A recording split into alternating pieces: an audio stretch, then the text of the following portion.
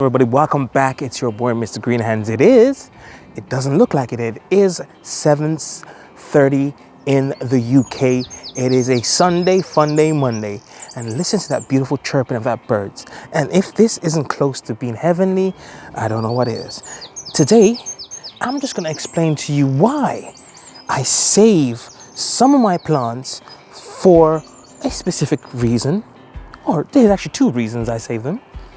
And that is, let me just turn this camera around so you can see a beautiful blossom. This is a brassica. This is my spring sprouting broccoli. And look at those blooms. And within those blooms, there is seed pods. So one of the main reasons why I leave a few to grow into the seeds, so I can actually save them for another year. Look at the beauty of these blossoms. They are eventually going to be producing some seeds for me.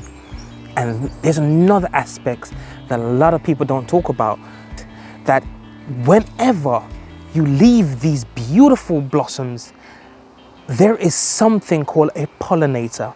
By having them in the garden going to blossom like that, you will end up having not just your seeds, you're going to have your bees, your pollinators that will be going around the allotment or wherever they want to go, and they're going to be having that nectar, that first taste of spring, that first taste of life from the hibernation, or should I say the winter, that aspect that happens once a year. And at the moment it might feel like twice a year because it's kind of cold, but normally once a year if you're in the northern hemisphere, they can come and have something. So leaving these in the garden, they allow life to begin and pollinators to start waking up and come and get that fresh taste of joy of nature. They are beautiful.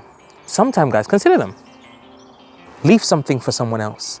Not everything is for you. Sometimes you gotta leave something for the beautiful pollinators, like bees, because without them, we are finished. God bless everybody. This is the boy, Mr. Green Hands, and it's a fun day, Monday, Sunday. Please don't forget to look after the planet, because we just have to.